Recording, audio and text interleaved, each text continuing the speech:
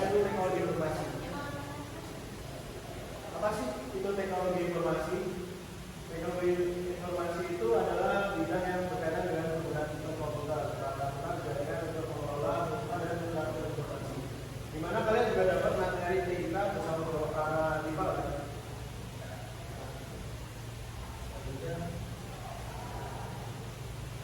Selanjutnya ada tujuan teknologi informasi.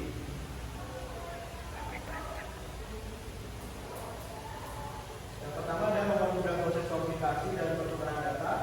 Kemudian adalah meningkatkan efisiensi kerja dan otomatisasi proses bisnis. Kemudian menyediakan akses terhadap informasi secara cepat dan akurat. Kemudian mendukung pengambilan keputusan berbasis data.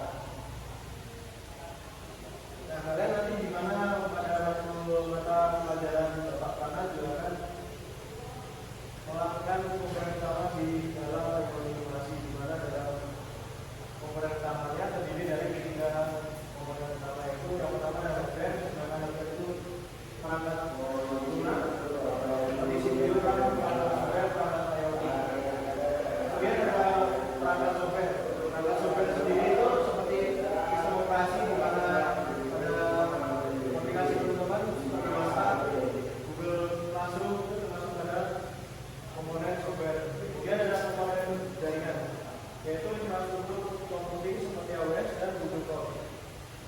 Selanjutnya akan dilanjutkan oleh Mas Alwi. Ini bagian perkembangan dari teknologi informasi. Mungkin sekarang perkembangan informasi itu sangat cepat ya teman-teman. Banyak inovasi baru setiap tahunnya, bahkan setiap harinya itu banyak inovasi baru. Jadi ini bagian dari cloud computing.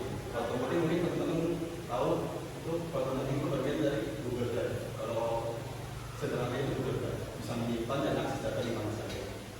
Kemudian ada big data dan data analitik. Teman-teman tahu nggak bedanya data dan informasi? Ada tahu? Tahu.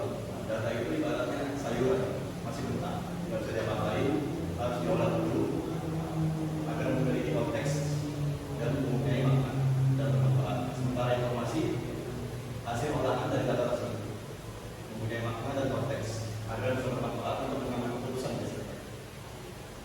Kemudian ada AI dan machine learning.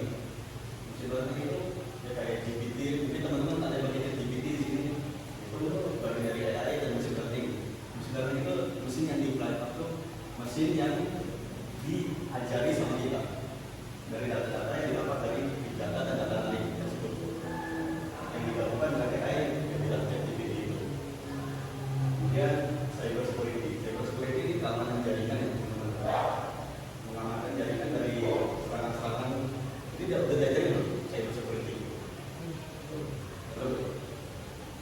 Ini ada expert yang kalau cyber security itu keamanan jaringan yang harus diamankan itu ibaratnya transfer uang kan harus diamankan itu jaringannya. Kalau tidak diamankan transfer bisa kemana-mana, bisa diserang oleh yang lain.